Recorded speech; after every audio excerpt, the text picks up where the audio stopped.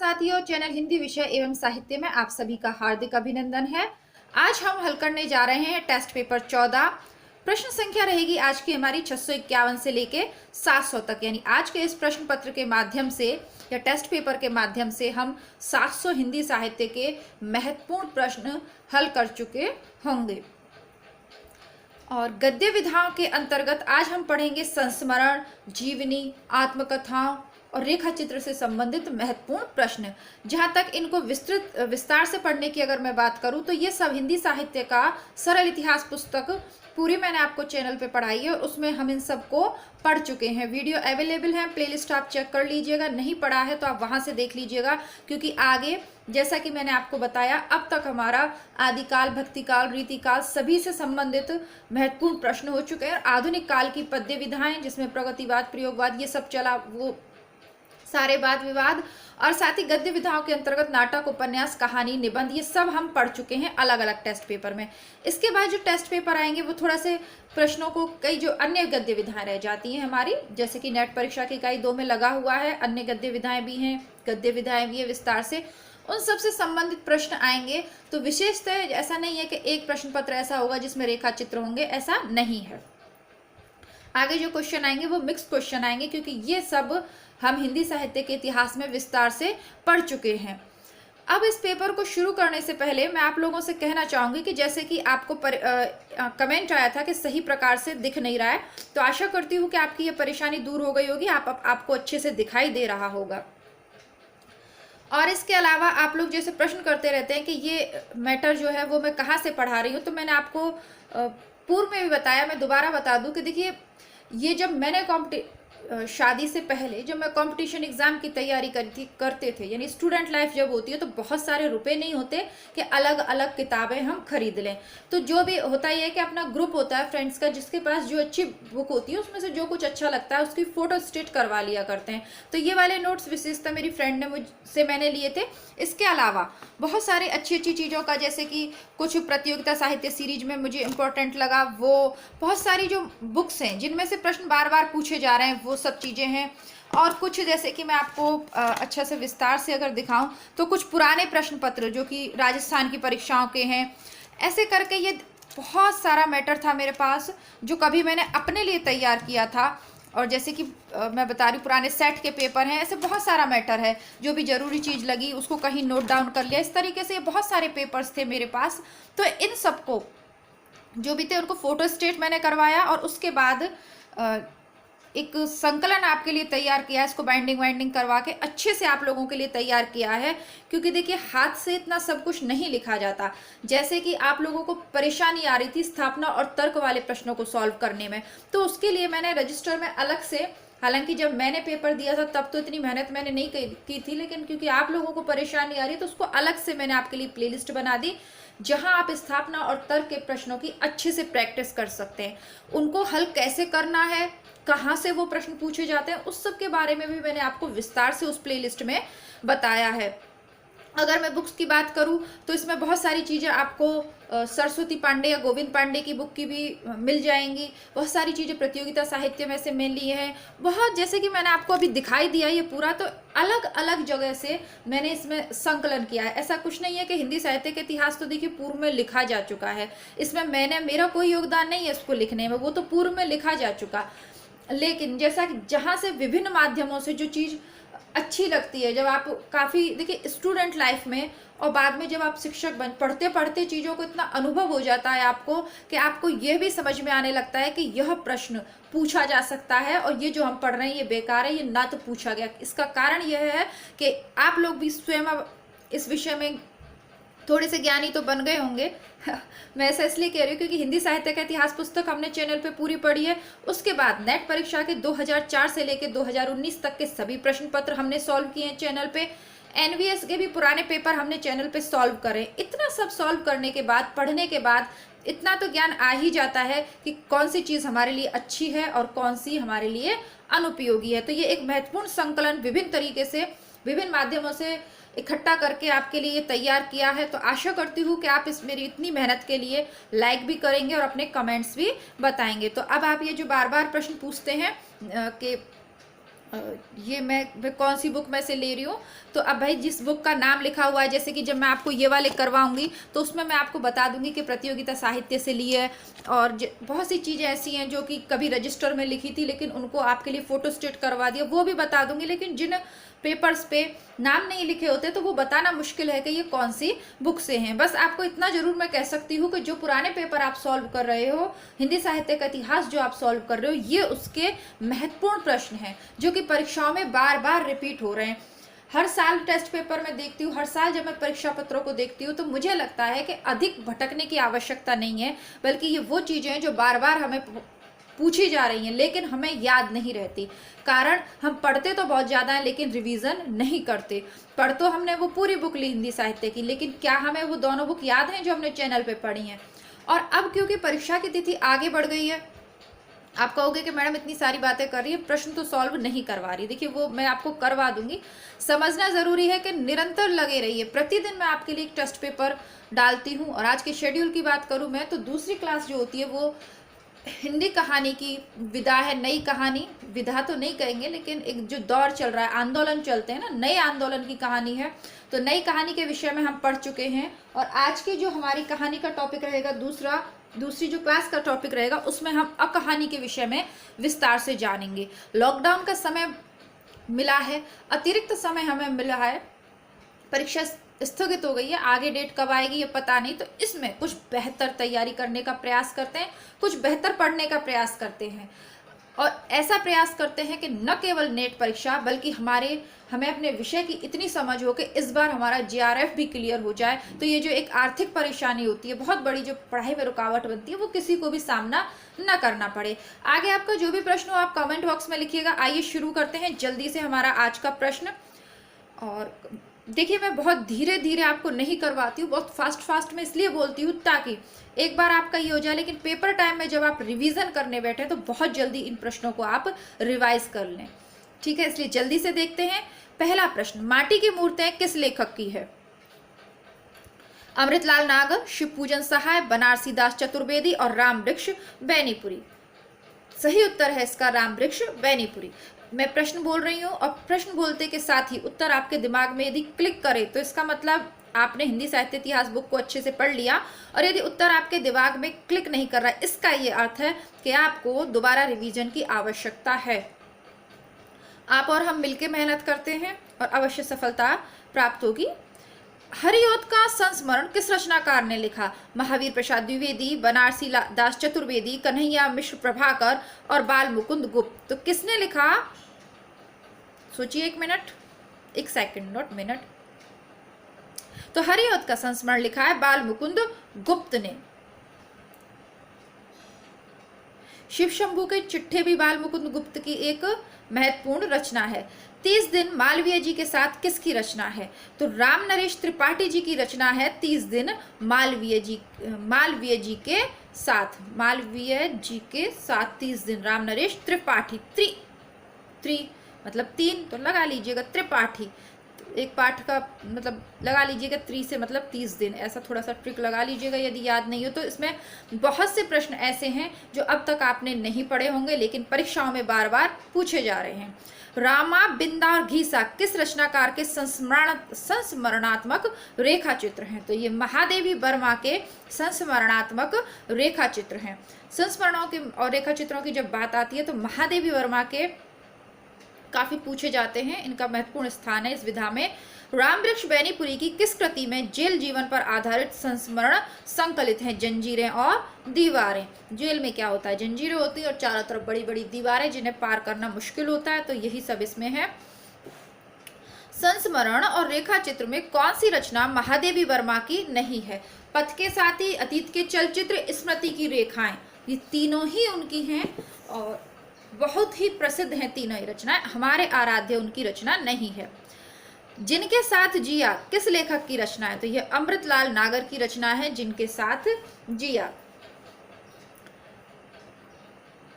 इनमें से कौन सी रचना उपेंद्रनाथ अश्क की है? तो मंटो मेरा दुश्मन, यह रचना है उपेंद्रनाथ अश्क की। देखिए जिनके चारों ऑप्शन पढ़ना आवश्यक होगा मैं वही पढ़ के सुनाऊंगी जिसमें नहीं ऑप्शन होगा। अब क्योंकि इसमें एक ही उत्तर हमें देखना है तो एक बाकी को पढ़ने से कोई फायदा नहीं है। उपेंद्र नाथ अश्क की रचना है मंटो मेरा दुश्मन, बस इतना सा ही याद करना है। जैसा कि मैंने कहा कि इसमें याद ज़्यादा हमें करना पड़ेगा इन प्रश्नों को, क्योंकि ये बार बार मतलब क्या कहें, जैसे कि नाटक, निबंध, उपन्यास, ये सब आप लोग पढ़ते रहते हो इनसे संबंधित, लेकिन ये जो चीज़ें हैं ये कम पढ़ते हैं स्टूडेंट। थोड़ा सा कठिन लगता है कि किसका संस्मरण कौन सा है, किसका यात्रावृत्त कौन सा है। कुछ प्रमुख यात्रावृत्त जैसे अज्ञे के, मोहन राकेश के, सबको याद रहते हैं, बाकी कम ही इस पर ध्यान दिया जाता है। तो इसलिए मैं कह रही हूँ कि इसको याद करिए और बिना ऑप्शन के आप याद करिए, यानी क्लिक होना चाहिए। जैसे ही आपके आपसे पूछा जाए कि महादेवी वर्मा के रेखाचित्र कौन से हैं या संस्मरण कौन से हैं, तो एकदम से माइंड में क्लिक होना चाहिए कि यार ये हैं, तो तुरंत पता चलना चाहिए ये नहीं है। तो जहाँ नहीं है पूछा है वहाँ 3 ऑप्शन मैं आपको बताऊंगी कि ये इनके हैं, लेकिन जहाँ सीधा प्रश्न है कि इनकी रचना कौन सी है, तो फिर केवल रचना पर ही हम अपना ध्यान केंद्रित करेंगे। मार्च 1939 में हंस का रेखाचित्र विशेषांक किसके संपादकत्व में निकला?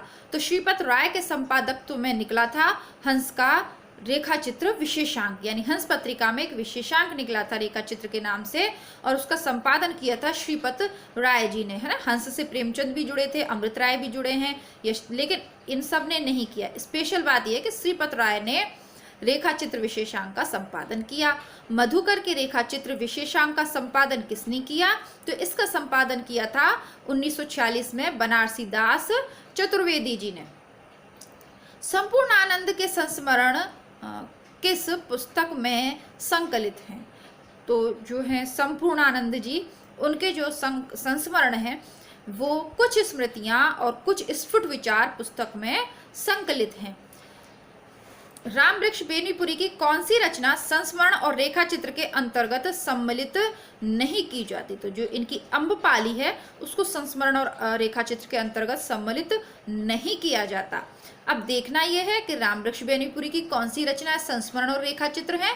तो गेहूं और गुलाब, मील के पत्थर, लाल तारा, ये सभी रचनाएं संस्मरण और रेखाचित्र हैं, अम्बपाली नहीं है। राम वृक्ष बेनीपुरी की रचना गेहूं और गुलाब बहुत बार पूछी जाती है। बहुत बार तो देखिए ये प्रश्न सभी पूछे गए हैं, लेकिन ये कुछ ऐसी रचनाएं जो बार बार पूछी जाती हैं।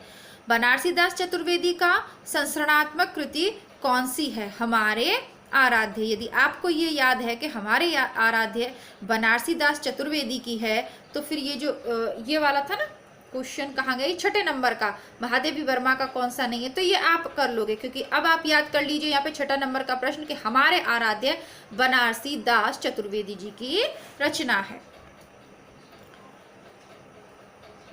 बनारसी हरिवंश राय बच्चन ने अपने किस संस्मरणात्मक कृति में हिंदी साहित्य की सीमा और शक्ति का अंकन किया है? तो बहुत स्पष्ट सी बात है, जब हिंदी साहित्य का इतिहास मैंने पढ़ाया था आपको, तो ट्रिक के साथ इनको पढ़ाया था हरिवंश राय की रचनाओं को। ये जो तीनों नाम दिए हुए हैं ये इनकी आत्मकथा के हैं। इस प्रश्न का सही उत्तर है हिंदी साहित्य की सीमा और शक्ति का अंकन उन्होंने किया है नए पुराने झरोखे में, क्योंकि बाकी जो तीनों नाम हैं वो उनकी आत्मकथा के हैं।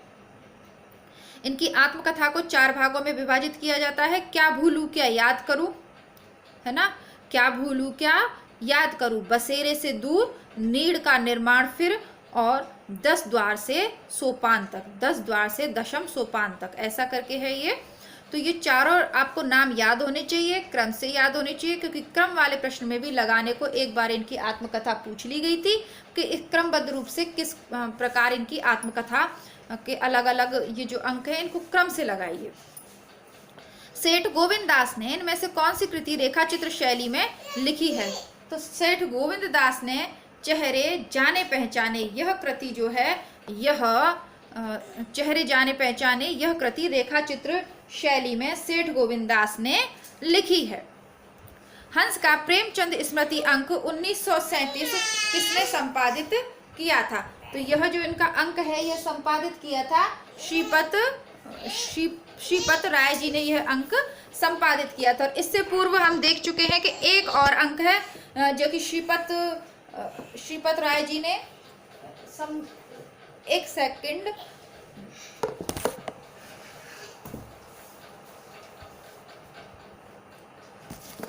माफ़ी चाहूँगी, छोटी गुड़िया मेरी आ गई थी तो इसलिए थोड़ा सा डिस्टरबेंस हो जाता है बीच में। छोटे बच्चे हैं और लॉकडाउन के कारण सारे ही बच्चे घर पे हैं, तो श्रीपत राय जी ने एक तो हंस की प्रेमचंद स्मृति अंक संपादित किया था और दूसरा जो संपादित किया था वह था रेखा चित्र विशेषांक। तो ये दोनों संपादित किए थे। अब हम आज का हमारा 17वें नंबर का प्रश्न देखते हैं। जवाहर भाई उनकी आत्मीयता और सहृदयता पुस्तक किस लेखक ने लिखी? तो यह पुस्तक लिखी थी राय कृष्ण दास जी ने। कौन सी रचना राहुल संस्कृतायन की नहीं है? तो क्षणदा जो रचना है वह संस्कृतायन जी की नहीं है। बाकी इनकी कौन कौन सी रचनाएं वो भी हम देखेंगे। तो राहुल संस्कृतायन की रचनाएं हैं जिनका मैं कृतज्ञ, बचपन की स्मृतियां और मेरे असहयोग के साथी। तो ये सब रचनाएं हैं, क्षणदा इनकी रचना नहीं है। संस्मरणात्मक पुस्तक समय के पांव किसकी रचना है? तो यह माखनलाल चतुर्वेदी की रचना है। मनमथ नाथ गुप्त की संस्मरणात्मक कृति कौन सी है? तो क्रांति युग के संस्मरण, यह मनमथ नाथ जी की संस्मरणात्मक कृति है। जीवनी साहित्य का प्रारंभ किस युग में हुआ? तो भारतेंदु युग में हुआ। अधिकतर जो गद्य विधाएं उन सबका ही प्रारंभ भारतेंदु युग में हुआ। भारतेंदु हरिश्चंद्र की जीवनी साहित्य से संबंधित पुस्तक कौन सी है? बूंदी का राजवंशी इनकी जीवनी साहित्य से संबंधित जो है पुस्तक है।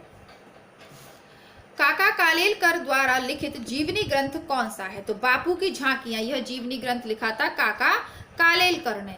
जीवनी पुस्तक आवारा मसीहा के लेखक कौन है? विष्णु प्रभाकर। और आवारा मसीहा में किसका वर्णन है? शरद चंद्र चट्टोपाध्याय के ऊपर लिखी हुई है आवारा मसीहा।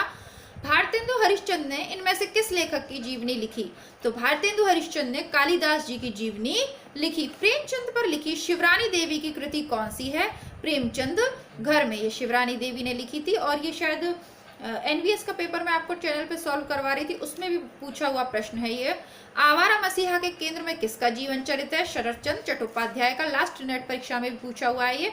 रामविलास शर्मा की किस पुस्तक को जीवनी साहित्य के अंतर्गत रखा जाता है? तो निराला की साहित्य साधना बहुत फेमस है इनकी, तो इसी को जीवनी साहित्य के अंतर्गत रखा जाता है। कलम का मजदूर किसकी रचना है? तो यह अमृत राय की रचना है। कलम का मजदूर अमृत राय की रचना है। अमृत राय उनके पुत्र थे प्रेमचंद जी के, तो पुत्र ने लिखी कलम का मजदूर। और उनकी पत्नी शिवरानी देवी ने क्या लिखी? प्रेमचंद घर में।